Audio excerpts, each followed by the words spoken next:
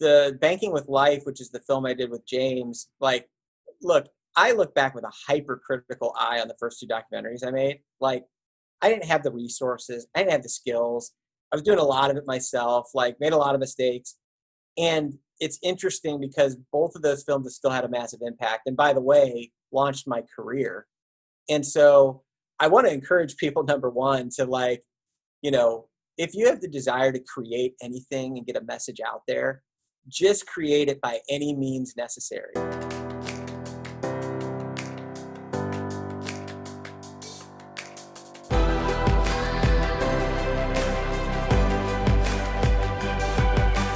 This is Betterwealth with Caleb Williams.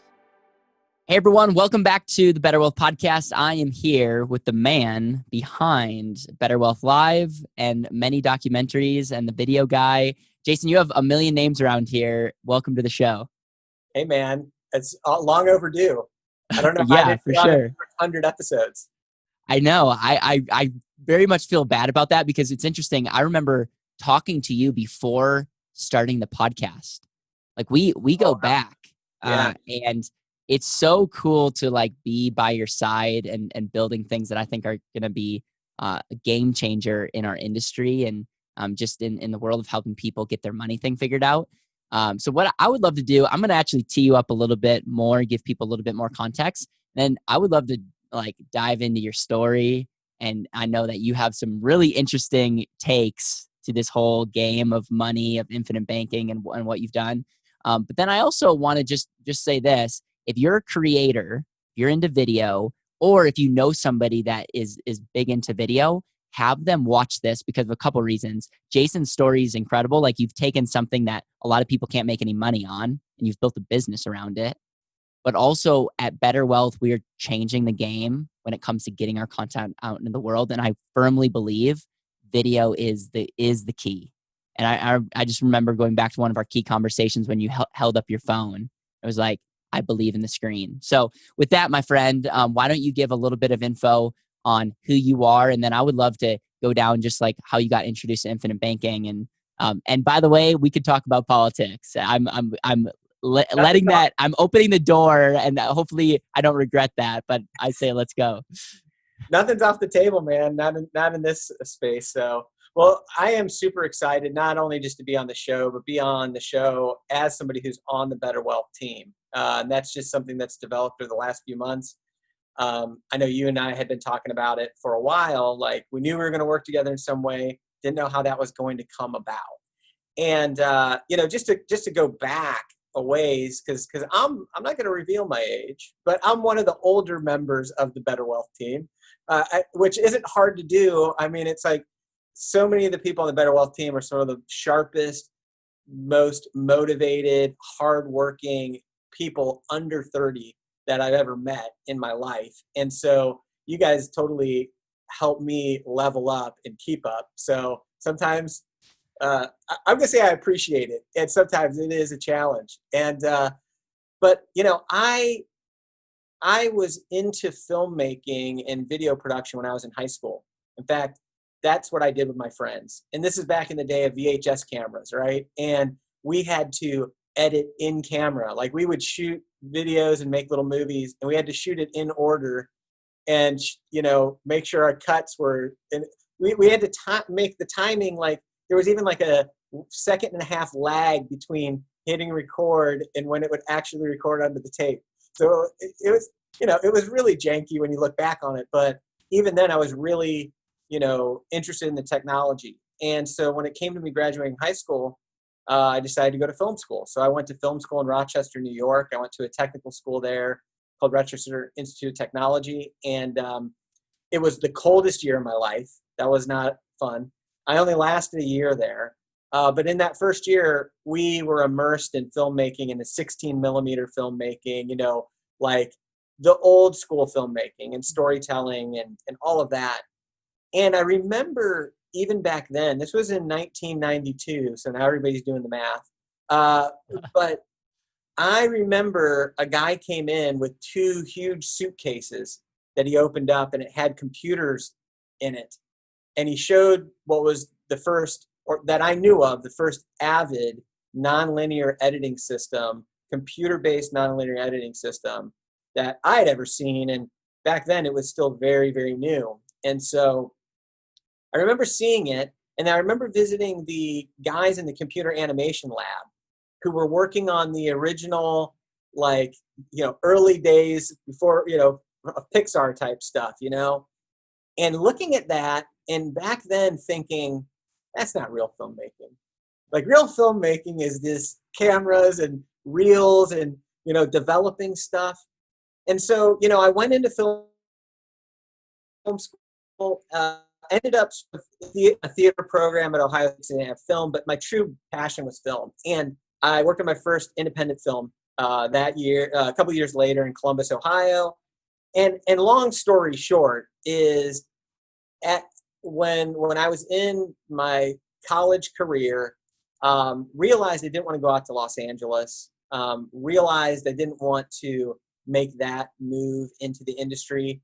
And what ended up happening that year in 1996 is I became a Christian.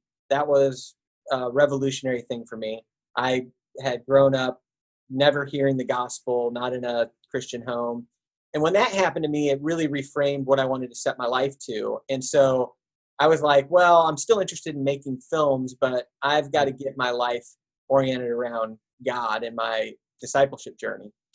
And so I ended up dropping out of college, and I went off to a small town in Ohio and started in my journey of becoming a pastor. So I know this is not the short story, but I feel like all this journey sort of leads. Well, and I'll just throw this in. If you meet with Jason, have him actually go into detail on how you came to know the God, because that's a whole hour episode in itself, and it's quite entertaining. Yeah, but no, I appreciate the context. Not family friendly. No, but what was that? I love hearing the context, because I think we see who you are now and what you're doing, and I think so many times we skip over the humble beginnings, the ups and downs. And I want you to continue, but so you dropped out of school, you then took a 180, which I think talks a lot about who you are as a person. Like, you're very convicted. From ever since I met you, you are like, your values, and you're convicted, and you're not going to sway from that. And so, which I appreciate that. Yeah. And I would say, when God got a hold of my life, I just had this moment where I was like, well, if this is true, like, I've got to build this foundation.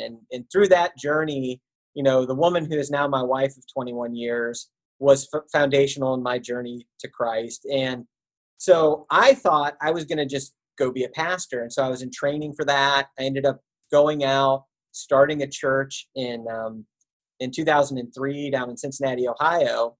And a funny little story is, while I was pastoring that church, that only lasted for about 3 years, I was co-pastoring it. Me and some of the other people in that small church, we got involved in something called the 48-hour film project. See, I still had the bug to make films and media. And so I got some of my friends that were at the church and everything. We would go out and make this project, this really cool competition where you write, shoot, and edit a film in 48 hours, right? And there's all these constraints. And I feel like that kind of lit things back up for me again. And then I ended up leaving the ministry in 2006. It just became apparent through a number of things that just wasn't the path for me. And ended up going full time back into commercial banking, which is what I did bivocationally while I was in ministry training. And the way I got into that with no degree was the best man at my wedding and a good friend of mine, and who really trained me up in the Lord. His dad owned a equipment financing company.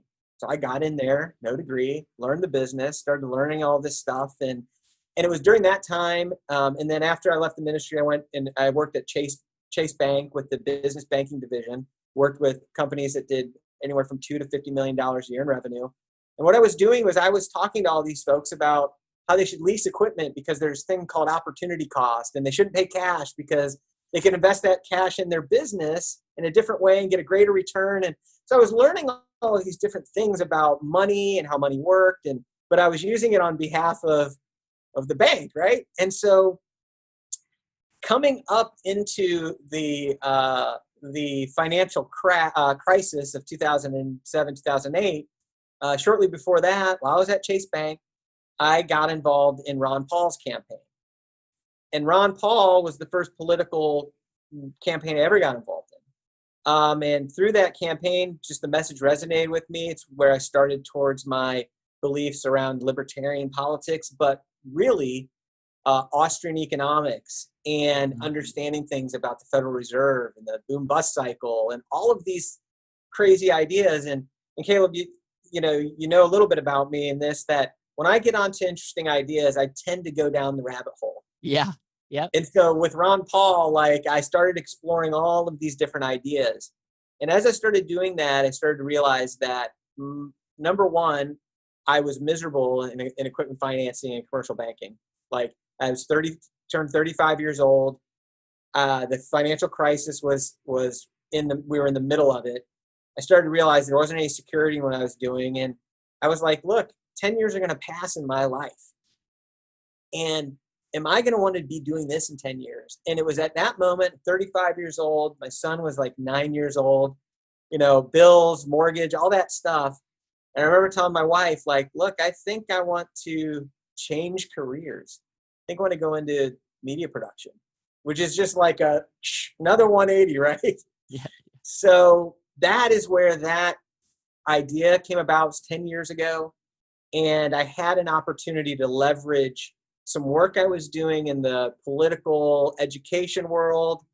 I leveraged that into an opportunity to start a nonprofit in Austin, Texas, that was around libertarian political education. And it was in that opportunity that I ended up bootstrapping my very first documentary. So that's about 10 years ago?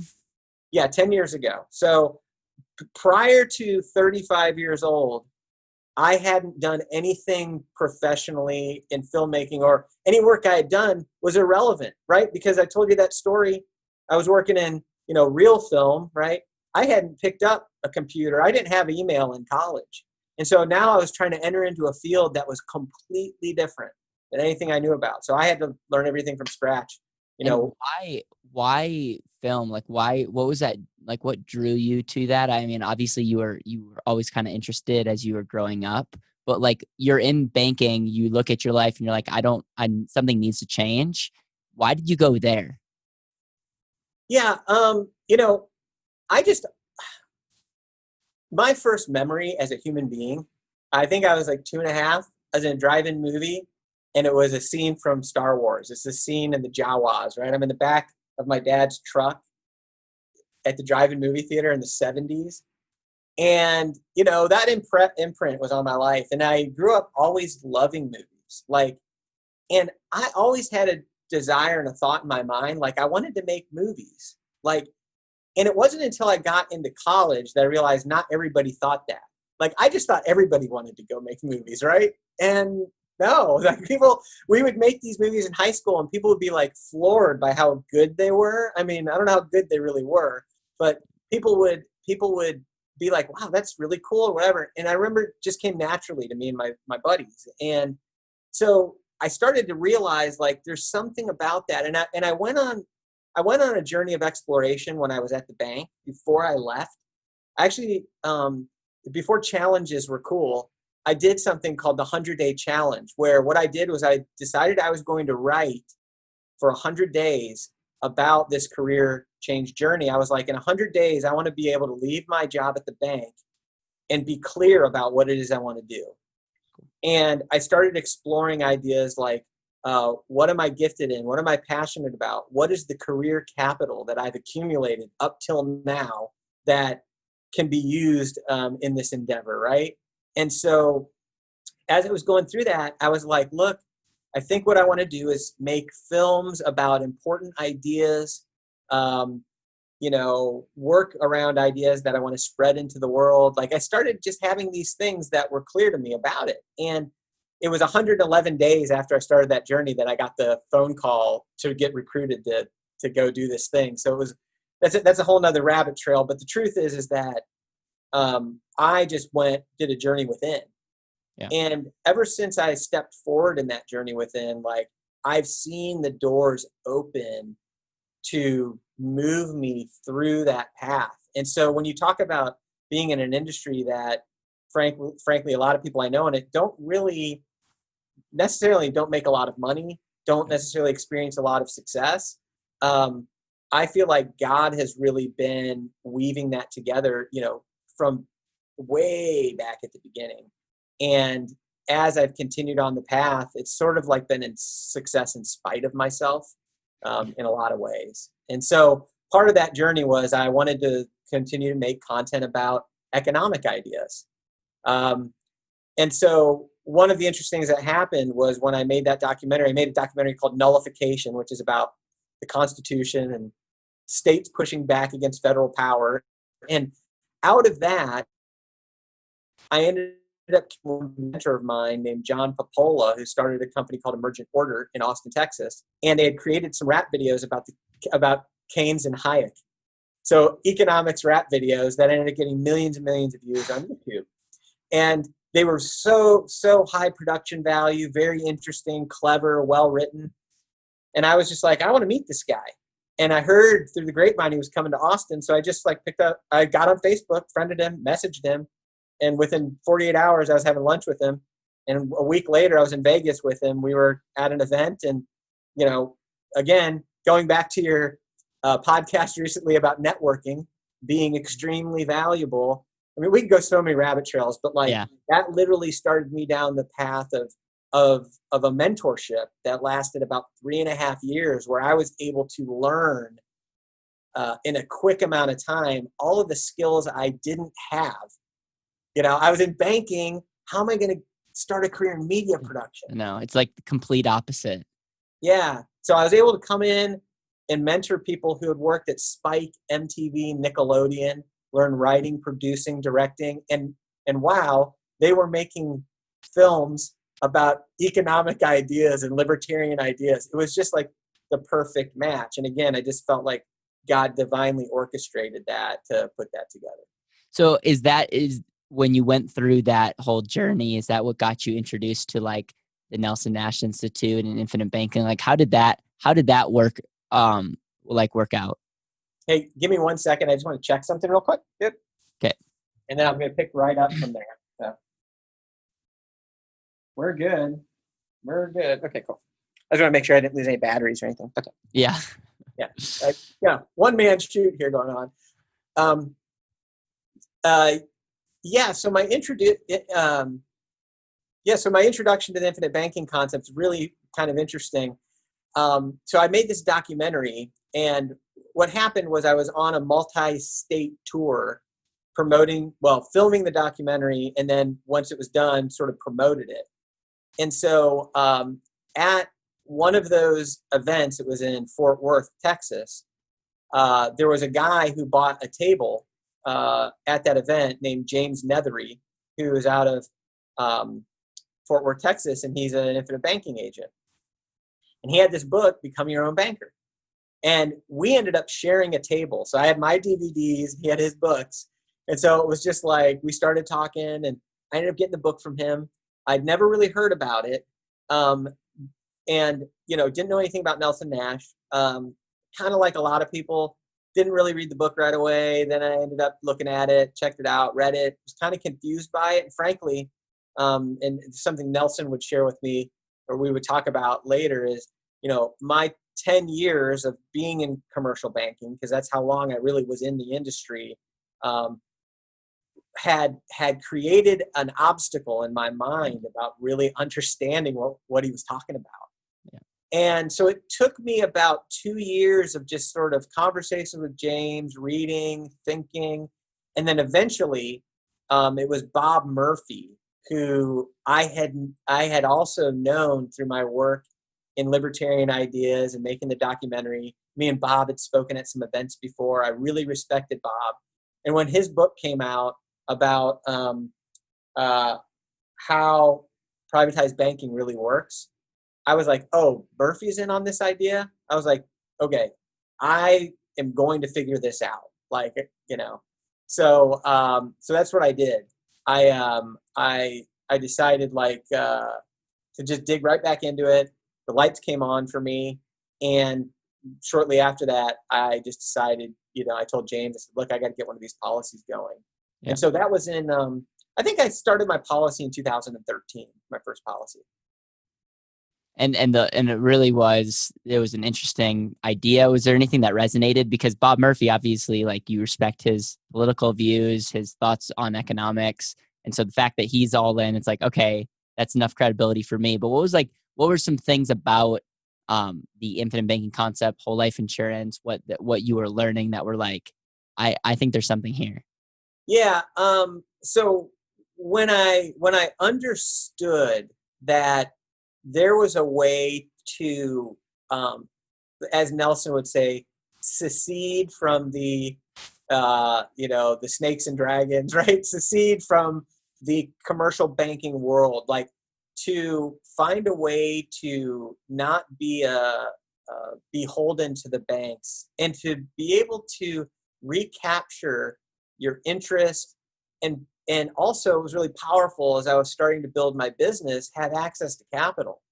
Like those ideas, it honestly, when I got Bob's insights on how it fit together with Austrian economics and what I believed about the Federal Reserve, I feel like that was just sort of the missing piece that brought about 10 other pieces together, And so once that all happened, like what I realized was that I wasn't going to fully get it until I actually had a policy. Yep. And that's what I would say to a lot of people is you can only study this thing for so long. You can get all of the information, but it isn't until you actually get your policy going and you start to use it that you begin to really understand what's here. And I can just tell you that over the last 7 years, I've got multiple policies now, but I have used it in so many different ways, whether it was using it as a tax sinking fund to be able to then pay my taxes, whether it was to use it for equipment acquisitions, whether I knew that it was going to be there as a financial backstop to even hire another employee and know that, hey, I actually can have that there. I've got the work, but I'm taking a risk here to be able to have that, to be able to borrow against my policy, repay myself back. Just that has created a peace of mind and a freedom. Because once you've got a business, many times when you need capital, the bank is the last place you're going to be able to get it. Yeah. Like, I've got a bunch of credit cards I've used to grow my business too.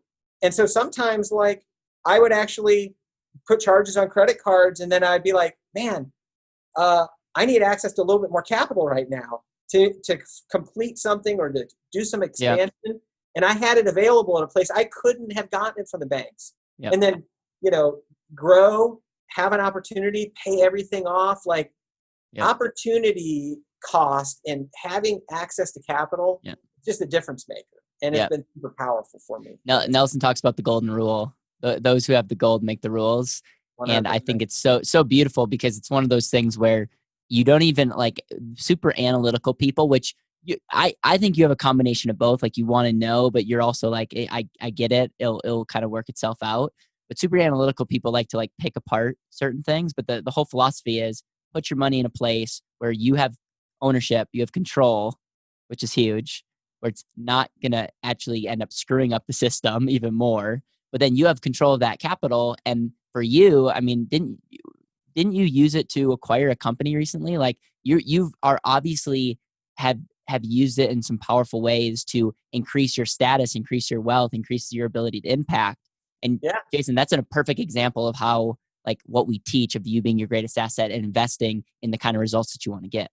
That's what I was going to say is once I had my business, I really quickly realized that the greatest return I can get for any dollar is putting more money into my business. Now, some business owners make the mistake that it's like they put every dollar into their business and their retirement plan is just to like sell their business at some point in time. Okay? That's not the best strategy. Like that can happen and your business can be valuable. But when we talk about you being your greatest asset and your business being something that you can get 50%, 100%, 200% return and more in a year based on how you're able to maneuver with access to capital. And in a way, it's just like the fundamental principle of like how you take your labor and intelligence and capital and deploy it into the marketplace to create value for other people, that's how you create value for yourself. And so as I continue to have more skills, as I continue to build my portfolio, as I continue to build my team, I had more and more opportunities to take sometimes bigger risks. There was always an opportunity that something might not work out the way, but listen, it wasn't a risk in the stock market. It was me doing, like, I'm looking at my own P&L. I'm looking at my own opportunity. I know my industry. I have so much knowledge that we don't have that knowledge about companies that you invest in. No, I have all of the knowledge. And so I know, hey, look, I'm going to deploy $50,000 in this direction. And unless I really screw it up, that's probably multiply significantly. And here's another thing. And I was able to actually acquire. Oh, go ahead. Oh, no, you go. You finish your thought. Yeah, I was just going to say, and so one of the things I was able to do is I was able to acquire a business that a friend of mine had, a media company. And he had a portfolio and some brand equity and a list, customer base, had a lot of things that were valuable for me that fit really well. And so I was able to make that acquisition, and it's been really, really valuable. I love that. And so part of your personality is you go all in, you got introduced to this. And so instead of just being a bystander consumer, you were really the face behind, you're like the video guy. When people thought of this strategy, I think your name, your face would pop up because you were at every event. And I just remember from the very beginning, I actually got into this whole business because I watched your documentary that you made with James Nethery. And I just got that's what made me want to read Nelson's book for the second time, because I read it and I'm like, I read it way too literally. I had to take a step back and get the big picture.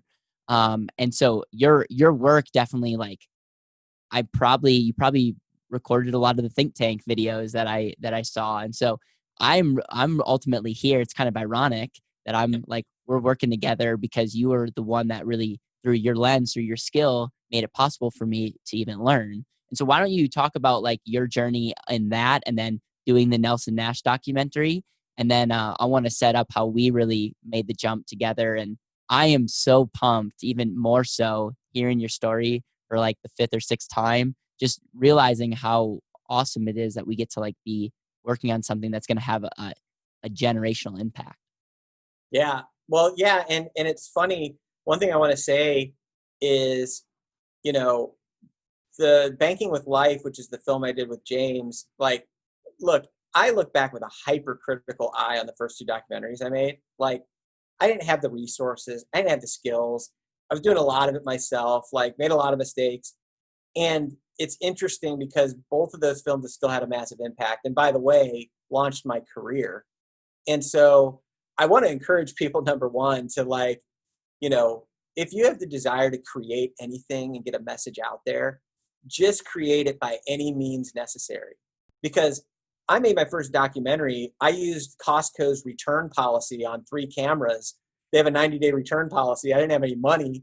And so I would get the camera, return it, get another camera, return it, finally kept the third one. But when I started working with James, it was shortly after that. So I'm like, okay, I'm making another documentary. And I almost didn't work with James on it. I felt like, man, I just don't know if we've got the resources to do something impactful. And we ended up doing it. And I am so happy we did. It still really holds up, even though it's coming on it's 8 years old at this point. But a lot of the motivation behind that film was I realized that people are going to struggle reading Nelson's book. I realized people were going to struggle reading Nelson's book. Not because it's difficult to understand necessarily, but we're in a really post-reading culture. And so I thought, man, if we could make a film that would be less than an hour, that would get people interested enough to then take another deeper dive or call somebody, that would be a real win. And so that's what we were able to accomplish with that. Thousands and thousands of copies of that DVD and a digital version have gone out to the world, and I know it's had an impact. And it was after doing that the idea started to generate, just a few years ago, to generate do a legacy piece on Nelson Nash that Jason Lowe, a fellow person up in Canada there, came to me with the idea. And I worked with him to help him expand the idea into really something that I said, listen, what if we make a documentary about this man's life and impact? And what if we can put some real resources behind it? And so, the idea took seed. We just kind of jumped into it, and it was an incredible journey. It turned out that we started it about 2 years, before Nelson died. Had no idea that was going to happen. And, so we were able to capture some of the greatest moments of his life. I actually was, I believe, at his home for maybe the last Thanksgiving that he was there for. We were shooting footage with his family, and we're able to screen the film like 8 weeks before he passed to him and a group of about 150 people. And so again, I just feel like God's hand was on that project. And, that video, David Stearns and Carlos and Bob with the Nelson Nash Institute just said, let's just put it out online for free. Yeah. And so we put it out there. It's closing in on 100,000 views right now in just over a year. And it's reaching people. It's expanding the message. And, that opportunity was really, really precious for me. And to be able to, because I knew that a day would come where people wouldn't get to meet Nelson, wouldn't get to talk to him. And him teaching in seminars is really great and powerful, but it didn't really capture him. And I wanted to try to give more of a glimpse into a little bit more of who he was. And it doesn't do him justice at all. He's one of the most inspiring, incredible, powerful men of integrity I've ever had the pleasure to call my friend. But I know that this film is going to continue to help him have an impact, generations to come. Yeah. I think probably one of the greatest pieces of content that you've put out to date has been able to capture a man has such a tremendous impact and on our industry and just in our world in general. And for you to have the idea with Jason and some other people to be like, let's capture Nelson's legacy. And so I would recommend everybody check out that documentary, and you can go onto YouTube and just type in Nelson Nash documentary and it's going to pop up. What's one of the things that you, looking back with your relationship with Nelson, that you just like, what's one of the things that you've like taken away, like biggest insight about him? Because I know there's a lot, but anything that like jumps out as you went through the documentary, even before when you were working with him?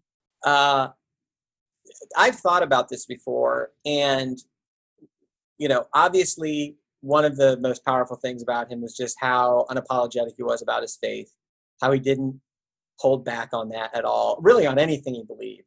And he always was very gracious about it, right? He really loved people, and who he was with, gave them his full attention. Like, I think there's just a lot to be said about that, particularly, like how he honored whoever was in front of him.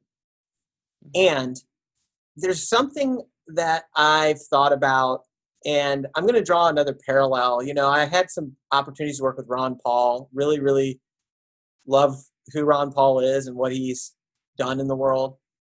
And with both him and Nelson, what I noticed is that there was sort of this it factor about them that I can only call integrity, and that integrity generates a power in who we are and what we say that impacts people. And you can't necessarily put your finger on it. Like, it's a way of being that we experience. And so I think we as human beings we also experience compromised integrity. And it's not what people say, it's who they are.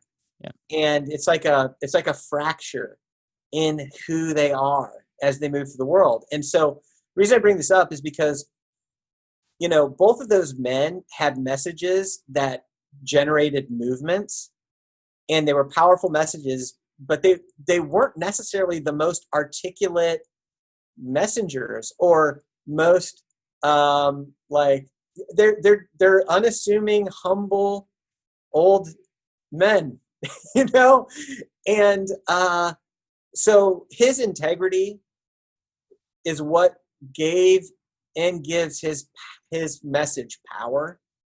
that made him the perfect delivery vehicle for it. And so I think one thing I think about is, how can I take that model of integrity into the world around what I'm doing? Because it's going to bring a power and an impact to whatever I'm doing in a way that wouldn't be there otherwise. And so it's something that I take away from my experience with him that's above and beyond anything he ever said. Yeah. It's who he was. Who he was, yeah. I want to now fast forward. This is probably 2 years ago. This is actually before you came out with the documentary. We were in Utah together at a conference, and this was actually pre-launch of my book. I think I had the demo, but I didn't even have the copies of my book yet. And we sat down, and I didn't have any money. I mean, I had a little bit of money.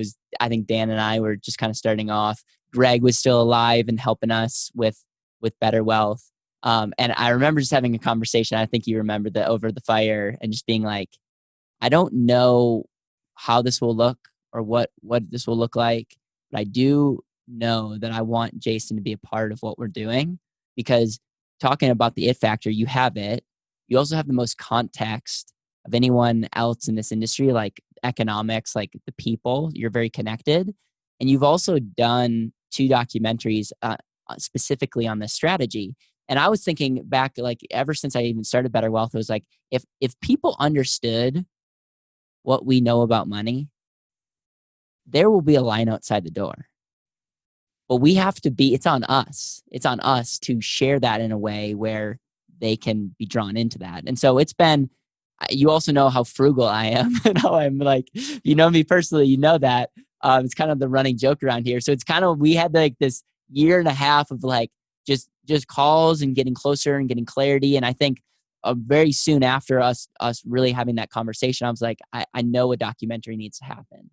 We were talking about like what it would look like to do a documentary together. And then one of the things that I did or I'll say we decided to do like a workshop together, where you could teach a lot about video, the screen to scale kind of concept. And then it was like, I'm definitely known in the industry. People very much look up to what we're doing and what we've been able to accomplish. So we came together, did the workshop. There's a lot of synergy. You got to meet some more of my team. And I think it was just like, all right, enough talk. Let's figure out how we do this.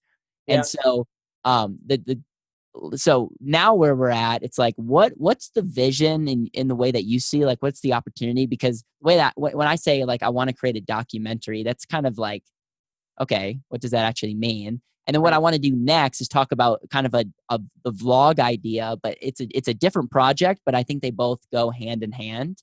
Yeah. Because people, it's like, if you can just get people to see it, you get people to taste it. If you get people to really understand what's in it for them, I'm telling you, man, like that one piece of content could be the domino that changes the way that America, the world, starts thinking about money today and in the future.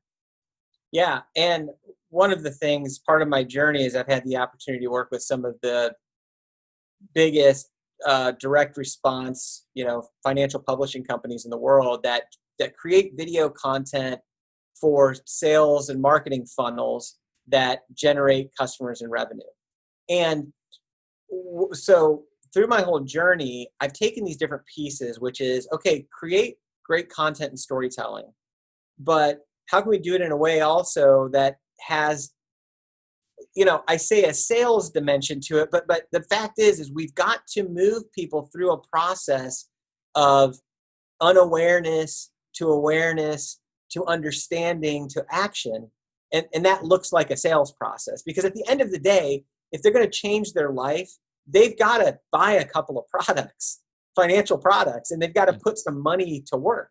And so, and in a way, one thing I love about this business being this approach to improving people's life, what Betterwealth's really doing, frankly, and companies like Betterwealth is, there's some products that are being sold, but it's like, these are the things that make what you want to do possible. That's all it is. It's the same way that I got to buy a bunch of camera equipment in order to make everything possible that I do. There's a few products that you have to put together in order to actually get the kind of momentum and efficiency in your financial world that you need. And so what we are looking to do, or what the vision is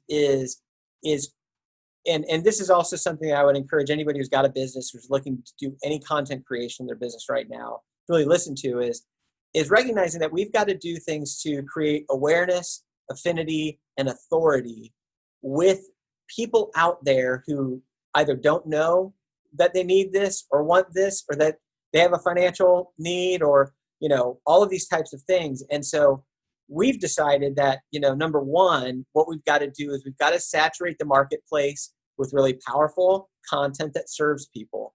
And at Betterwealth, what we're doing together is doing that through the podcast and through the video podcast. So since I've come on board with you guys, we've ended up taking the podcast to become something that comes out every 5 days of the week, and a video on YouTube that goes along with that every day. And if we only did that, that would actually, make an impact. But that's just scratching the surface of what we want to do. Because what we want is we want to make sure that it's not about finding Caleb.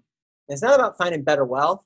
It's about making sure that when people are in search and discovery around how to improve their lives financially, or around these specific concepts, that they find good information. And so we know that that's what we can provide. Information that they can rely on, that they can take to the bank, and that they can use to change their life. And so we're going to create it. We're going to do our part by putting it out there, saturating the market with it. The other thing that we want to do is we want to create more robust educational content for people who get that initial taste of things and they want to go a little bit further in the self-education journey. So we've got additional content that we're producing now that's going to be more robust around the And Asset, which is an incredible book that goes really well with Nelson Ash's book, but that allows people to then go deeper. So we're helping to generate awareness on YouTube and through social media and through podcasts, but then we're helping them to also build their affinity and trust in knowing who you are and the Betterwealth team is. Because it's not just Caleb, it's a whole team of incredible people who are some of the most committed to transforming people's lives and transforming at least 1 million of them. And so that's where also this storytelling concept comes in, of wanting to add the vlogging dimension, and the documentary comes into it, because we want people to understand who all of the powerful players are that make Betterwealth possible, the philosophy that moves it all behind. Not only that, some of the people whose lives have been changed in the community that's being created around Betterwealth. And there is a community being created. Yeah. There are hundreds of people who've been impacted, who've begun to implement these strategies, who are doing incredible things. All of their stories are very different. And we want to find a way to draw all of those people together. And we want to find a way to sort of tell the whole story in one package. It's a big ask.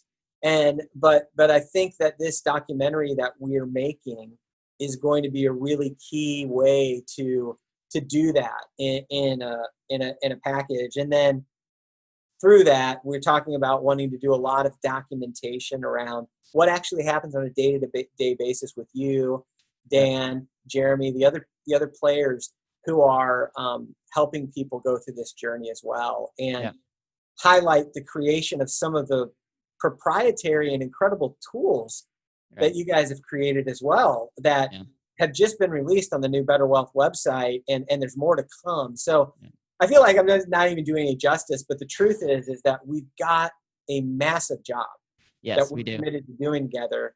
And we've realized, it's going to take more than me and you and Aaron and Mariah and everybody. I mean, almost everybody at Betterwealth's getting in front of the camera, or is having some way of being part of this content journey. And so we realize, look, we need some other people who can get really bought into what we're up to and want to work with us to make some incredible content. Yeah, as I think about it, it's hard to be at Betterwealth and not feel a little bit uncomfortable, because we're just moving so quickly. And I do appreciate the how you opened by you're doing a great job keeping up with the young people, because you'll get some texts late at night or some crazy ideas from me weekly, and you do such a good job of like being open but then also being consistent.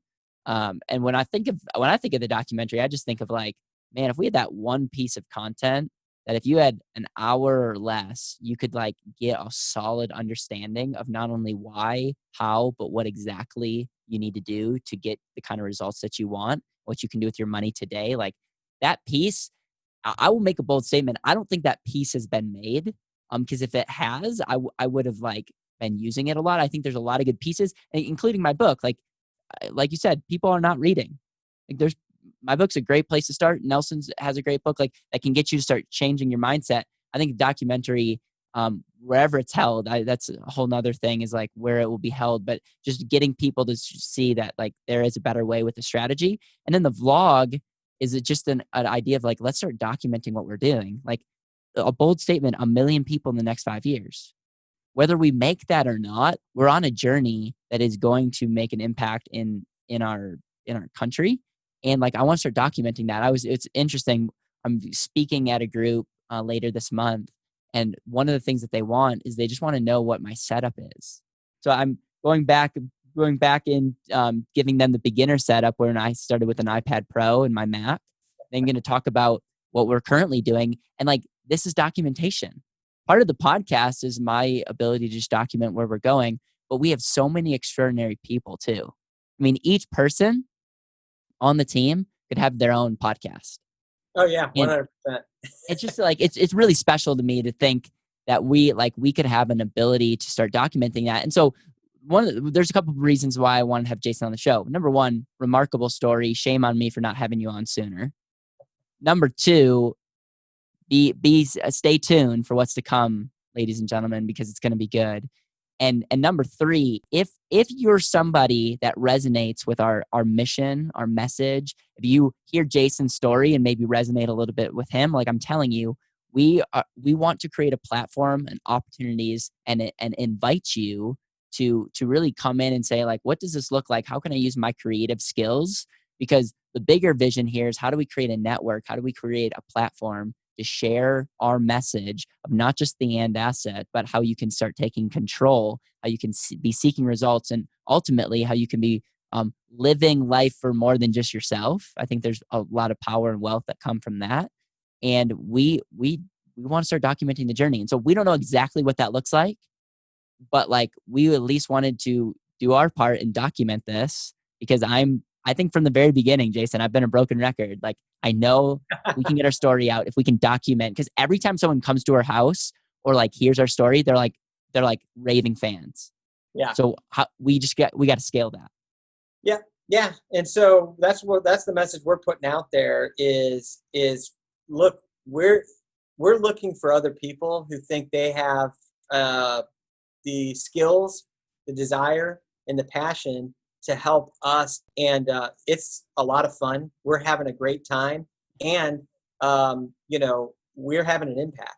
Like, we're already seeing the needle being moved just by increasing the videos that we're doing. And that's not even scratching the surface. So, Caleb, I know you've got a thought on how people can reach out and get in touch with us to let them know. We're just asking people to raise their hand. Like, you can just be like, look, I don't even listen. If you listen to this podcast and you're like, I don't know the first thing about a video camera, but you know what? I am interested in helping you guys get the message out there. What can I do? We want to hear from you too, right? Yes. We're looking to mobilize people to help them help us reach and impact 1 million lives. So, but specifically, if you have a passion for content creation, you have a passion for content marketing, if you have a content for video production or video editing, storytelling in any way, that's who we want to listen. That's who we want to reach out to us. Yeah.